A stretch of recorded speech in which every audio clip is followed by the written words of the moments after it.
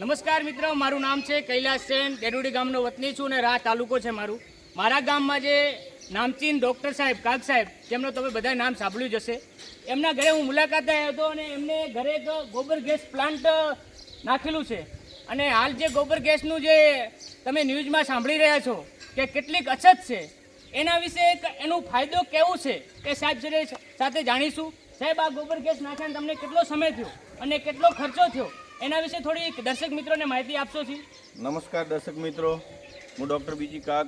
મારા જ ફાર્મ પર મેં ઘણા સમય પહેલાં, મતલબ કે જ્યારે ફાર્મ ડેવલપ કર્યું ત્યારનો હું વિચારતો હતો કે આપણે ખરેખર બાયોગેસ પ્લાન્ટ નાખીએ, જેના કારણે આપણે આપણો જે છાણ છે, ભેંસોનું છાણ છે, ગાયોનું છાણ છે, એમાં નીંદણ હોય છે, તો નીંદણનો સંપૂર્ણ બાયોગેસમાંથી પાસ થાય સ્લરી, એટલે નીંદણનો સંપૂર્ણ નાશ થઈ જાય. તદુપરાંત મારા તબેલામાં જે વર્કર છે એ વત્તા પશુઓને રાંધવા માટેનું ખાણ છે એ વત્તા ઘરના વપરાશની અંદર જે રસોઈ છે એ બનાવવા માટે આપણે ગેસના બાટલાઓ લાવવા પડતા, 3-4 મહિને બાટલા લાવવા પડતા. તો મેં મારી રીતે ગાણિતિક એ વિચાર કર્યો કે ભાઈ આપણને પશુપાલક છીએ આપણે, તો આપણે ખરેખર સ્વનિર્ભર થવું જોઈએ, જેના કારણે ગેસના બાટલા ઉચકીને લાવવા અને લાઇનમાં ઊભા રહેવું ક્યારેક અને ક્યારેક મળે ના મળે, આ બધા પ્રોબ્લેમ રહે. એના માટે મેં આજે મારે 2 વર્ષથી આ પ્લાન્ટ કાર્યરત છે. મેં 25 ક્યુબિક ઘન મીટરનું બનાવેલું છે. જનરલી જે ફાર્મમાં 50 ગાયો હોય એના માટે 25 ક્યુબિકનું જરૂર પડે, પરંતુ જે નાના ખેડૂતો છે જેમના જોડે 5-10 ગાયો છે એમને 5 ક્યુબિક ઘન મીટરનો પ્લાન્ટ નાખી શકાય છે. મિત્રો, આ પ્લાન્ટ નાખવા માટે ગવર્મેન્ટની નાબાર્ડમાંથી સબસિડી બી હોય છે. તમે 25થી કરીને 5 ક્યુબિક ઘન મીટર સુધીનો કેટેગરી વાઇઝ, જે કે ઓબીસી છે એને અમુક % હોય છે, એ રીતના દરેકને SC ST માટે તો ગવર્મેન્ટની 90% જેવી સબસિડી બી છે. મિત્રો, તો આ બાયોગેસ પ્લાન્ટ નાખવાનો મેઇન ફાયદો આપણને શું છે કે જો આજે આવી કોઈ કપરી પરિસ્થિતિ સર્જાય કે આપણે આ ગેસના બાટલા ન મળતા હોય, એવા સમયની અંદર દરેક ખેડૂત છે પોતાને આવા મિની પ્લાન્ટ નાખેલા હોય તો આપણે કોઈના ઉપર નિર્ભર ન થવું પડે, આપણે આત્મનિર્ભર બની શકીએ છીએ. જેવી રીતે કે આમાં પાછું ઘણા પશુપાલક મિત્રો શું વિચારતા હોય છે કે આમાં કેટલી મજૂરી છે, અંદર છોણ નાખવું, કાઢવું કેવી રીતે, પરંતુ આ બાજુ જુઓ, આપણે દરરોજનું પશુઓનું છાણ છે એ તૈયાર થઈને ઉકળે તો નાખતા જોઈએ છે. એના બદલે આ કુંડીમાં આ ઇનલેટ કહેવાય, આ કુંડીની અંદર છોણ નાખવાનું, એના પાણીના મિશ્રણ કરવું પડે 50%. મિશ્રણ કરો એટલે ગ્રેવિટેશન ફોર્સના કારણે કરીને સીધું કૂવાની અંદર આ પાણીને સ્લરી આખી જે બની આ ગોબરની એ બધી અંદર જતી રહે. એ ગયા પછી એનારોબિક વાતાવરણ તૈયાર થાય, એનું ફર્મેન્ટેશન થાય, બેક્ટેરિયલ ફર્મેન્ટેશન થઈ અને અંદર એર આ વેક્યુમ તૈયાર થાય. મિત્રો જુઓ, આજે બધા જ ટેન્શનમાં છે કે યાર બાયોગેસ મળશે, LPG ગેસ મળશે કે નહીં મળે, બાટલા ગેસના. મને કોઈ ચિંતા નથી, કારણ કે જુઓ અહીંયાથી છેક લેન્ડ લેવલ, જમીન લેવલથી કરીને છેક બલૂન દેખાય છે આખું LPG ગેસ આપણે બાયોગેસથી ભરેલું જ છે.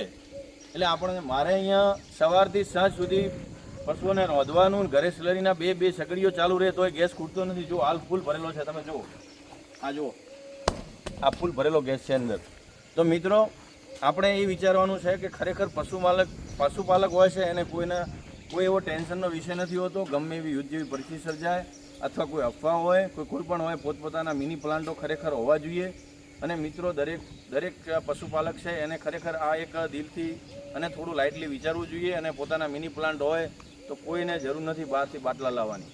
વાત સાચી સાહેબ તમારી, પણ આમાં શું વિચારે છે નાના ખેડૂતો જેમની જોડે 5 ગાય 2 ગાય હોય છે, એમની જોડે ઘણું બધું રોકાણ હોતું નથી. એમને આ વિડીયો જોઈને એવું લાગતું હશે કે આમાં તો 5 લાખ 10 લાખ રોકાણ હશે, પણ સાહેબ તમને એમાં મિનિમમ કેટલું રોકાણ કરી શકે છે? મેં જે આ પ્લાન્ટ બનાવ્યો ત્યારે મને કોન્સેપ્ટ થયો, હું આપણે ટૂરમાં ગયો હતો પંજાબ, અને ત્યાંથી હું કોન્સેપ્ટ લેતો આવ્યો હતો કે ભાઈ આપણે બાયોગેસ પ્લાન્ટ બનાવીએ. આમાં મેં RCC ભર્યું છે, પરંતુ તમે આટલો ઊંડો કૂવો બનાવીને ડીપ કૂવાની અંદર આ બલૂન મૂકી શકો છો અને બનાવી શકો છો. અને જે તે સમયાંતરે હાલ તો હવે ઘણી બધી નવી અપડેટ આવ્યા છે કે નાનો પશુપાલક હોય તો એને કંઈ એવું જરૂર નથી. તમે એનારોબિક કોઈ પણ એન્વાયરમેન્ટ, ધારો કે સિન્ટેક્સ આવે છે પાણીની, એની અંદર પણ ઇનલેટ ને આઉટલેટ બનાવીને તમે ઘરનું આપણે રસોડું તૈયાર થાય એટલું આપણે તૈયાર કરી શકીએ છીએ. હાલ રાજકોટ બાજુ એનારોબિક બેગ બી મળે છે જે 10-15 હજારની આવે છે. એમાં બી તમે ગોબર તમારું પશુનું નાખીને આ રીતનું તમે ગેસ તૈયાર કરી શકો છો. વત્તા આની સ્લરી છે એ બી બેસ્ટ હોય છે, અને એ સ્લરીના કારણે આપણે જમીનમાં કાર્બનનું પ્રમાણ વધારી શકીએ છીએ, અને આપણે ખરેખર જે પ્રાકૃતિક ખેતી કહેવામાં આવે પ્રાકૃતિક ખેતી બી કરી શકીએ છીએ. તો મિત્રો, આના વિશે જેટલું આપણે કહીએ બાયોગેસ વિશે એટલું ઓછું છે. તો વધારે સમય ના લેતા આટલું મિત્રો આવા સમયની અંદર મને આવું થોડું યાદ આવ્યું કે ભાઈ આ ખરેખર આ બધા ગેસના બાટલાવાળું ટેન્શનમાં છે.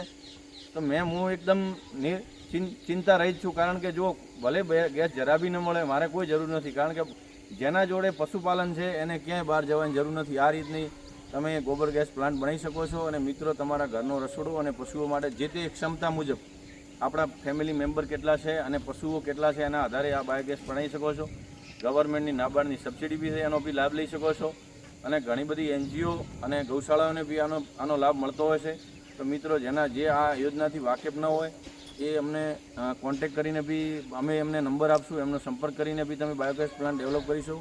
થેન્ક યુ અસ્તુ. અને હવે કૈલાસભાઈને કંઈ કહેવું છે તો? ખરેખર સાહેબે ખૂબ જ સરસ વાત કરી અને આપણા દર્શક મિત્રોને ગમશે, કારણ કે જે સરકાર વાત કરે અને એક સાહેબ વાત કરી એમાં રાત દિવસનો ફરક છે. સાહેબે બધું કરીને બતાવ્યું છે અને સમજાવ્યું છે. અને આપણે કંઈ વિડીયો જોતા હશો એમાં તમે ડાયરેક્ટ જોયું છે, પણ આ લાઈવ તમને બતાવી રહ્યો છું. આ લાઈવ કેવી રીતે બને છે આ બધી તમને ડિટેલ હું આપી દઈશ. મારો એક યુટ્યુબમાં વિડીયો આવશે, એમાં તમને બધી ડિટેલ આપી દઈશ. લિંક